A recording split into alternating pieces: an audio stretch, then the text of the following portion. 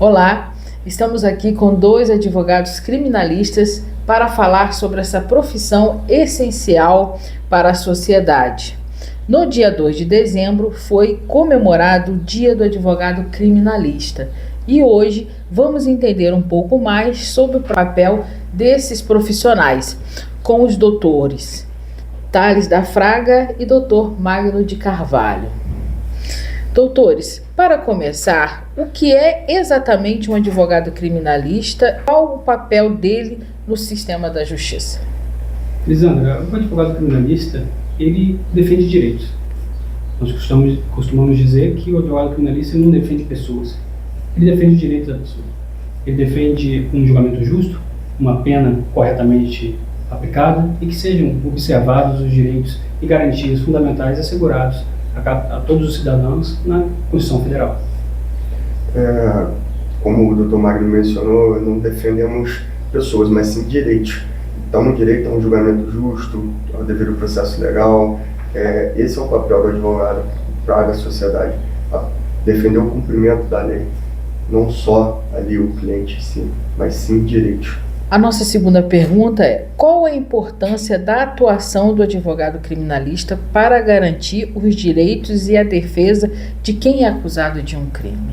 Lisandra, dia 2 de dezembro é uma data para comemorar o Dia do Advogado Criminalista e fazer com que a sociedade ela tenha uma reflexão a respeito da essencialidade da advocacia criminal para a sociedade. Como foi dito, respondido na primeira pergunta, o advogado ele defende direitos.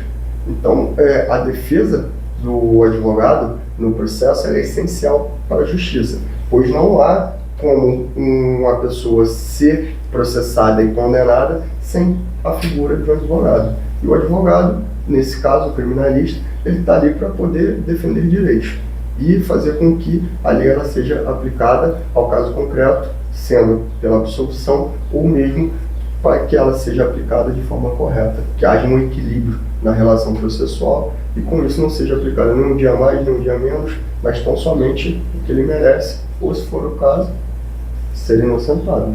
Para a nossa terceira pergunta: quais são os principais desafios enfrentados por vocês no dia a dia da profissão, especialmente lidando com casos que muitas das vezes despertam julgamentos sociais? Lisandra, o principal desafio da advocacia criminal e até mesmo a barreira é o próprio preconceito da sociedade. Muitos nos veem como defensores da impunidade, defensores do crime. Só que não é assim. Na verdade, o advogado criminalista, ele, como foi dito, ele é defensor de direitos. Nós não defendemos o crime ou a impunidade. Nós defendemos a correta aplicação da lei. Para que, ainda que uma pessoa, por mais grave que tenha sido o crime que ela venha a ter cometido, a pena seja aplicada de maneira correta. Entendi. Além, assim, só complementando da questão da estigmatização, né, que o advogado ele é equiparado ao cliente, eu vejo também a dificuldade que nós temos pelo pré-julgamento que a sociedade faz. Porque assim, o simples fato de uma pessoa estar respondendo a um processo criminal, isso para a sociedade já ali gera um pré-conceito, um pré-julgamento, e isso é muito maléfico, né, para o cliente, porque não houve ainda a apreciação das provas, o juiz não analisou ali todas as provas, não decidiu nada, mas para a sociedade, se ele está respondendo a um processo, ele já está sendo condenado. E também vejo, assim, respeito muito os jornalistas, a mídia, mas a mídia também tem um papel também crucial. Se ela for usada de forma irregular, ela pode prejudicar uma pessoa, um ser humano que está respondendo a um processo criminal, que tem ali a presunção de inocência e de ser julgado, né, perante a lei, de acordo com a lei. Então, assim, a mídia também, se não for utilizada da forma correta, ela pode também prejudicar essa pessoa que respondeu a um processo criminal. Então, existem casos que às vezes o próprio advogado é julgado junto com o acusado? Sim. Acontece, né?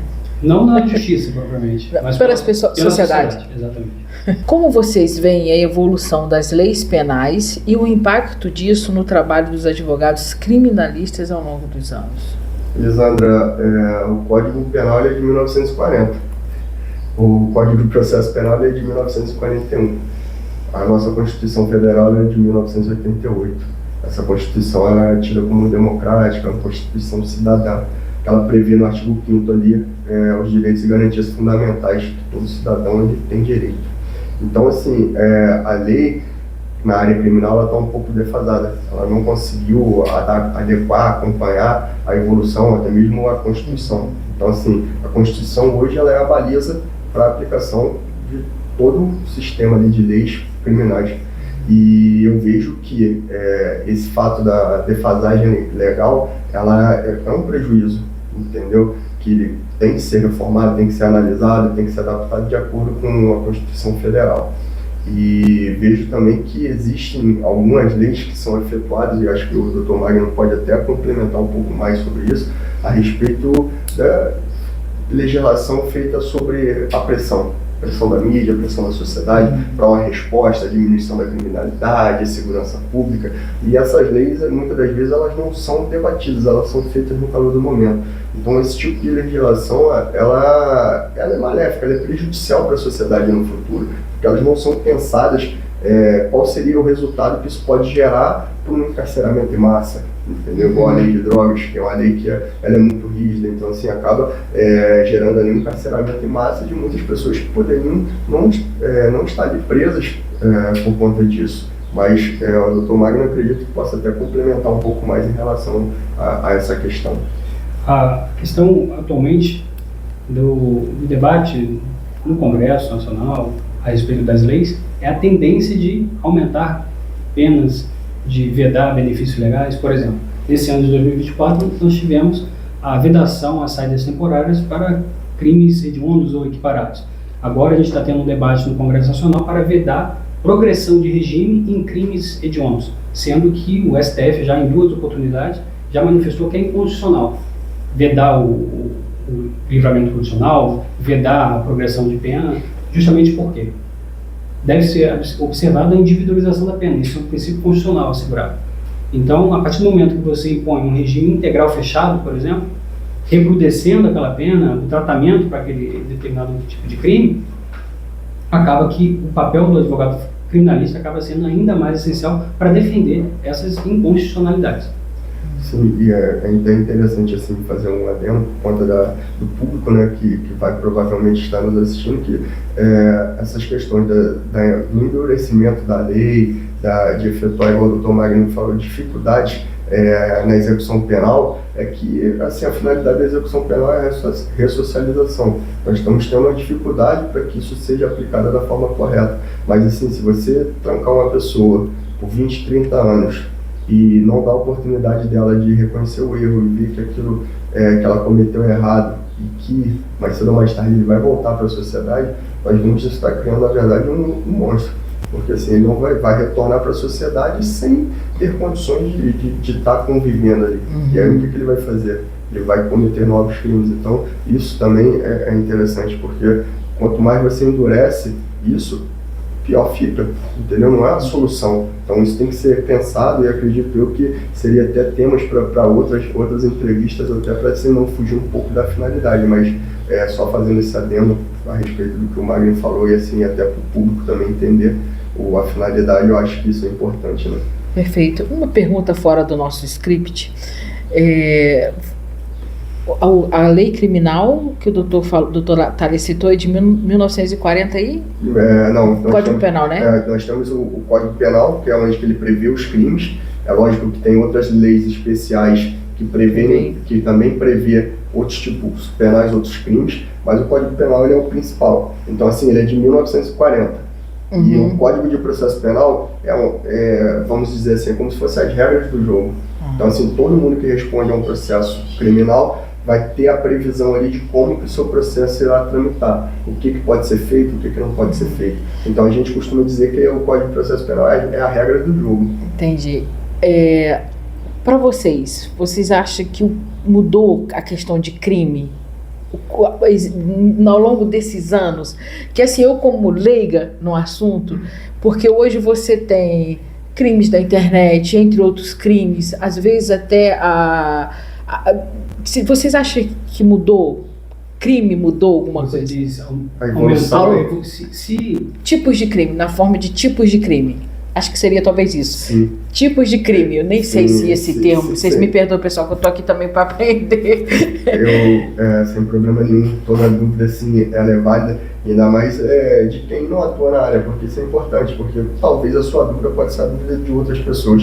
E quanto à evolução dos crimes, com certeza, a sociedade ela evolui o tempo todo. Então, como ela evolui, os crimes também vão evoluindo. Então, assim, em 1940 não tinha internet, você não tinha como prever que teria estelionato pela internet, que teriam golpes pela internet, entendeu? Então, assim, por isso que constam ali alterações legislativas com o intuito de considerar certos atos como crime. Então, assim, há uma evolução no intuito de se buscar ali a paz social, né, prevenir que esses crimes ocorram e, se ocorrer, punir quem comete esse tipo de crime. Mas, assim, a evolução social, da globalização, ela é muito rápida, ela é mais rápida do que o legislativo. Na questão do feminicídio, também entra nessa parte da... O feminicídio, a meu sentir, foi uma evolução necessária, né? Porque já havia a questão de punir alguém que comete um crime, que seria o quê? Matar alguém. E diante das formas como esse crime é cometido, foi necessário ali, pelo legislador, segundo o entendimento dele, tornar a pena maior por conta dessa questão do feminicídio, porque hoje é um tema que... é um tema que se fala bastante, sim, né, doutor? Você interromper, né? Você abre, você abre os jornais hoje, a internet, todo dia uma mulher assassinada, todo dia tem essa questão de violência doméstica. Então, o encrudecimento da pena, ela teve essa finalidade com o intuito de proteger a mulher. Então, assim, também é uma questão da evolução social que o legislador vai tendo que se adaptar. E, geralmente, a resposta do legislador é recrudescendo penas, lhe dando benefícios penais, só que os dados demonstram que, mesmo assim, os índices desse tipo de crime continuam subindo. Então, acho que deveria haver talvez uma nova entrevista para abordar sobre isso. Só que deveria haver uma reflexão por parte do legislador, por parte do executivo, de outras medidas, geralmente ocorridas talvez no ensino médio, questão de educação, porque talvez o crime, a punição em si, não esteja dando a resposta que a sociedade queira. Deixar muito bem claro que, assim, que a gente não é contra a punição. Punir é necessário, é salutar, enquanto a gente, como sociedade, não descobre uma outra forma de solucionar isso, entendeu? Mas, parando para analisar, não é o fim, não é, é o ideal. Então, assim, a gente já está percebendo que precisa que seja feita uma reflexão, uma análise por conta disso, porque está falindo o sistema prisional, entendeu? Então, são coisas que precisam ali serem analisadas por quem de direito, pelo legislativo, pela sociedade, de uma forma geral, sendo feito um estudo mesmo com o intuito de buscar uma solução para isso. Muito bom, muito bom. Nossa quinta pergunta, que é para finalizar.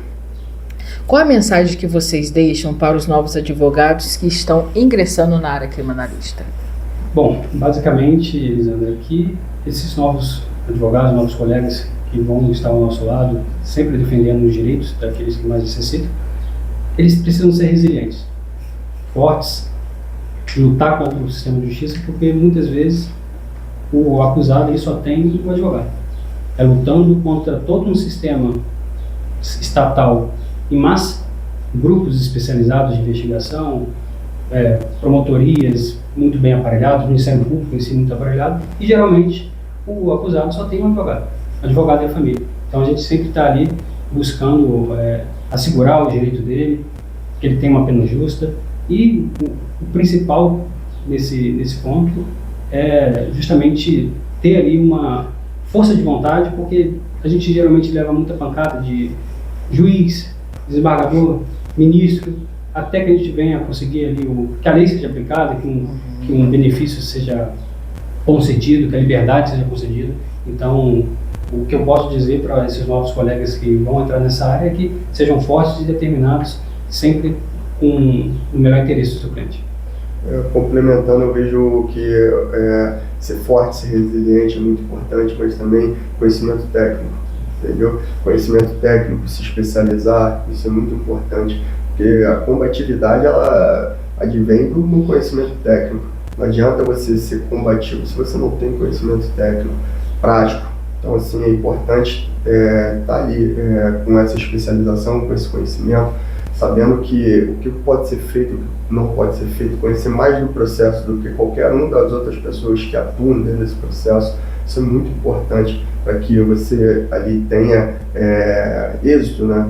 Não prometer resultado, porque o resultado ele é uma situação que foge do nosso controle, que nós podemos garantir trabalho, comprometimento, profissionalismo. Então eu vejo que isso também é muito importante. A advocacia ela não é uma profissão para covarde, já dizia o Sobral Pinto. Então, assim, e isso quer dizer o quê? Que o advogado ele tem que ser combativo, ele tem que ser, como o Magno disse, forte e não deixar se perder no meio desse caminho, entendeu? Se perder pelos seus princípios éticos e morais, manter eles preservados, porque a advocacia criminal, como qualquer outra área, ela tem ali os seus percalços, tem as suas dificuldades, e se você fizer um trabalho bom, tendo ali êxitos, que você não pode prometer, mas assim, você trabalhando bem, você vai ter esses resultados e você vai conseguindo construir sua carreira, seu renome e ter uma carreira longeva. Então, assim, o advogado criminalista tem que pensar nisso, não só no imediato, mas no futuro. Eu acho que isso seria também fundamental, complementando o que o Dr. Magno mencionou. Bom, pessoal, essa pergunta que eu vou fazer agora não está como combinada, mas eu vou fazer. Precisamos saber o que motivou vocês estarem nessa área. Elisandra, que basicamente, falando de mim, que me motiva é poder devolver um filho para uma mãe. Para mim não tem nada mais gratificante do que você conseguir defender uma pessoa e devolver para sua família, para o seu filho, para sua mãe. Então, isso para mim é essencial, vai muito além da questão financeira, mas é um comprometimento. A advocacia, ela não é só ganhar dinheiro, mas sim, nós temos uma função social, que é, assim, defender aqueles que mais necessitam. Porque, muitas das vezes, o réu só tem a gente, só tem o advogado. O advogado acaba sendo psicólogo, acaba sendo o seu defensor, e geralmente é só isso que ele tem. Ser a voz, né, do réu, isso nos motiva. Você ser a voz que foi negligenciada durante a investigação, foi negligenciada talvez durante o processo, você sentar, ter empatia, sentar no mesmo degrau, no mesmo banco, olhar a situação dele, sobre a lente dele, entender por que ele cometeu aquilo. Isso nos motiva a querer fazer mais. Lógico, com êxito, um HC deferido, um recurso de apelação provido, isso também nos motiva, porque o advogado criminalista ele é assim, ele mais apanha do que bate, e se luta contra todo um sistema, e o cliente não tem ninguém, só tem o advogado. A gente é a última esperança dele. Então, assim, isso nos motiva a querer trabalhar.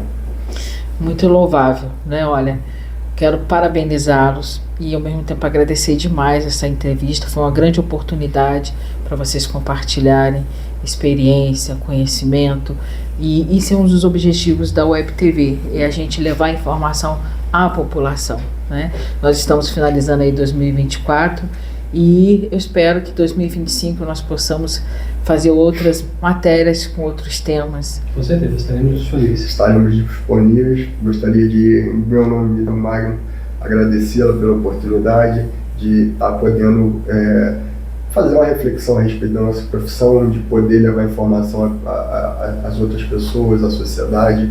Isso é muito importante. Eu acho isso muito interessante. Agradeço, em meu nome, essa oportunidade que você está nos dando. Muito obrigado. Eu que agradeço e é um privilégio, tá bom?